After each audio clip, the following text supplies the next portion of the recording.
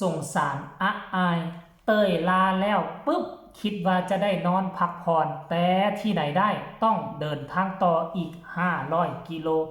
นักสู้แห่งวงการหมอลำโตจริงอายุเพียง13ปีทักทายสวัสดี FC แฟนคลับทุกท่านก็แล้วกันมาพบมาพ่อกันคลิปนี้เป็นเรื่องเล่าข้อมูลข่าวสารน้องอาอายสกุลพรลูกสาวของพอนกพงศกรแห่งวงเสียงวิหกหลายคนเอ่ยซื้อถึงน้องอาอายก็จะฮู้แล้วล่ะอยู่ในแวดวงการหมอลำของประเทศไทยและความโด่งความดังลามเข้ามาสู่ประเทศลาวถ้าถามถึงว่าหมอลำคนใดที่มีชื่อเสียงพวกเจ้าฮู้จักหมอลำคนใดถ้าไปถามคนลาว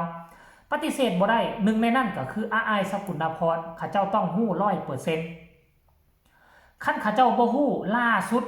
จะมีคนหอบเงินถึง800,000 บาทเพื่อจะไปจ้างวงเสียงวีหกจ้างอาอายจ้างบอดนกให้มาลิ่นอยู่ที่จำปาสักดินแดนแห่งลาวใต้เงินบ่แม่นน้อยๆเกือบล้านแพง2 เท่าที่คนไทยจ้างมาปกติราคาอยู่ในเมืองไทยก็300,000 ปลาย400,000สูงสุดแต่อันนี้800,000จ้างมาลงเมืองลาว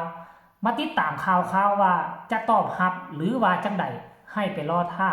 ข่าวจากเพจใหญ่หรือว่ากดไลค์กดแชร์ช่องนี้เอาไว้จะไปติดตามอย่างใกล้ชิดก็แล้วกันเฮามาเว้าเรื่องราวมื้อเช้านี้ท่านผู้ชม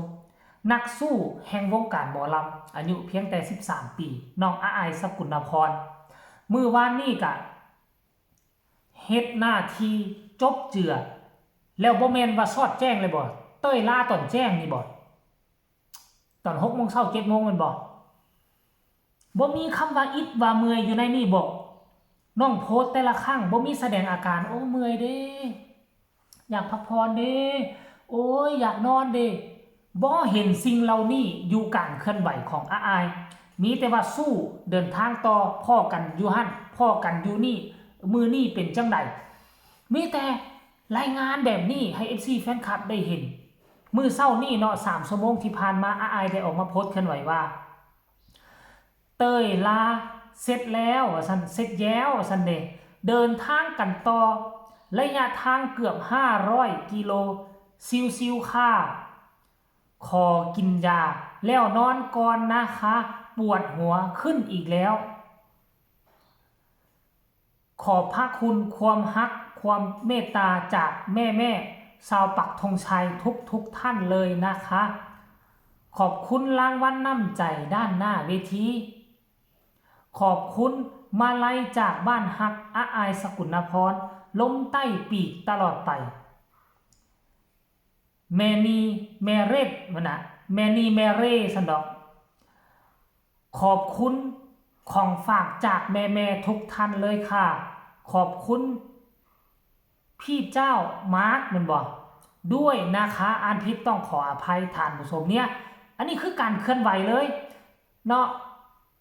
เจ็บหัวความจริงแล้วถามว่าดี100%กับบ่100%เนาะเบิ่งอาการคัดจมูกกันยังคือว่ายังค้างคาอยู่น้อยนึงแต่ว่าก็ยังเหลือแต่น้อยเดียวนั่นแหละแต่ว่าน้องก็มาอัปเดตอาการหูซึกเจ็บหัวน้อยนึงกินยาแล้วก็สินอนอาศัยนอนตามรถตามล่างไปทุกคนเอ้ยเขาเอิ้นว่าเอารถเป็นบ้านนั่นแหละภาษาหมอลำเอารถเป็นบ้านเอาห้านอาหารเป็นห้องครัวหรือว่าเอาร้านวัดเป็นห้องครัวเอาศาลาวัดเป็นห้องครัวแนวนี้นะทานผู้ชมน่ะชีวิตของหมอลำน่ะบ่ว่าจะเป็นผู้เฒ่าบ่ว่าจะเป็นเด็กน้อยถ้าตัดสินใจมาอยู่แวดวงการนี้บ่มีคำว่าสบายบ่มีคำว่าสบายบางคนก็เห็นแต่เขาแต่งโตลูโก้ขึ้นเวทีสุดเพชรเลื่อมระยิบระยับบอกว่าเป็นหมอลำสบายหน้าตาสะสวยได้ใส่ชุดงามตลอดพวกเจ้าฮู้บ่นอนก็ต้องนอนในรถนอนในรถในรางกินข้าวกับแวกินบางที่กับแวซื้อแล้วก็เอามาแบ่งปูซาดข้างรถปั่นกันกินบางที่กับผู้ที่มีซื้อมีเสียงโด่งดังแน่เป็นนักห้องแนวหน้าของวงแน่ก็มีเงินไปกินอยู่ทั้งห้านอาหารแวกินดำบึดดำข้าวเข้าเซเว่นต้มมาม่าขอน้ำห้อนอยู่ตามเซเว่นมันเป็นแนวนี้ในชีวิต ชีวิตบ่มีมือค่ำบ่มีมือคืนบ่มีโมงบ่มีเวลาบางมื้อก็เลิกดึกบางมื้อก็เลิกเช้าเวลาที่หมู่นอนหมอลำสัมผัสว่าไปเต้นไปดีดไปห้องขายเสียงให้ FC แฟนๆมาเบิงเวลาที่แฟนๆนอนโตได้ห้องเพลงได้เฮ็ดเวียกเวลาที่เขาตื่นไปเฮ็ดเวียกเฮ็ดว่าโตได้นอนรับนอนไหลไปกับรถเนาะจักรถสิเป็นแนวใดบ่ฮู้คันโชคดีบ่เกิดอุบัติเหตุก็รอดไปแต่ละคนคันโชคร้ายมาก็หลายวงหลายครั้งที่เฮาเห็นรถลงข้างทงลงข้างทางก็ว่าไปท่านผู้ชม FC แฟนคลับอันนี้คือความสู้ซนของอ้ายบ่มีผู้ใดเทียบอยู่ในแวดวงการอายุซ้ำนี้สู้ขนาดนี้ก็ถือว่านับถือจิตนับถือใจที่อ้ายเฮ็ดได้ขนาดนี้ถือว่ายอมและเฮายังว่าอดทนบ่ได้ขนาดนี้ได้เดี๋ยวไปฟังคำคิดคำเห็น FC แฟนคลับเบิ่งบัดเนี่ยพอบีบอสเดินทางปลอดภัยครับลูกว่าซั่นคนนี้บอกว่าเดินทางปลอดภัยจ้าหลานหน้าฮักว่าซั่นเด้สู้ๆจ้าลูกสาวตั้งแต่ลุงดูน้องอายมาตั้งแต่พอนกไปรับน้องที่บ้านกลางให้มันทุกครั้งที่ลุงเห็นหน้าน้องอายแล้วอดยิ้มบ่ได้ดวงตาน้องอายดวงตาสวยที่สุดเท่าที่ลุงเคยเห็นมาดวงตาคู่นั่นมันยิ้มได้จริงๆเห็นบ่ล่ะคนนี้บอกว่าแฮกว่าซั่นพักผ่อนเยอะๆดูแลสุขภาพตัวเองแข็งแรงเพราะเฮาต้องใช้งานเข้าทุกวันปลอดภัยตลอดการเดินทางนะคะคนงามของแม่ๆว่าซั่นเด้คนนี้ก็บอกว่าเป็นกำลังใจให้หนูพ่อจ่าญานุและครอบครัวเสียงวิหกเดินทางราบรื่นสะดวกปลอดภัยทุกเส้นทางขอให้อายมีสุขภาพมีความสุขสนุกกับการทำงานการเรียนในทุกๆวันสู้ๆรักนะคนเก่งโอ้ยท่านผู้ชมเดินทางปลอดภัยนอนพักผ่อนว่าสันได้พักผ่อนดูแลตัวเอง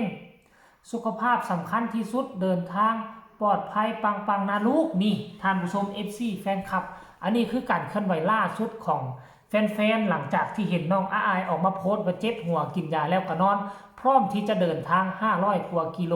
หลายคนเป็นห่วงอาการของอายอาจจะบ่หายดีแล้วมาเป็นแบบนี้อาจจะหอบกันขึ้นโรงพยาบาลอีกไหมก็ขอให้ปลอดภัยก็แล้วกันท่านผู้ชมกดไลค์กดแชร์กดติดตามเพื่อเป็นกำลังใจให้อายใครมีคำคิดคำเห็นส่งข่าวมาได้เพื่อส่งกำลังใจให้เสียงวิหกคลิปนี้ลาทานผู้ชมไปก่อนสบายดี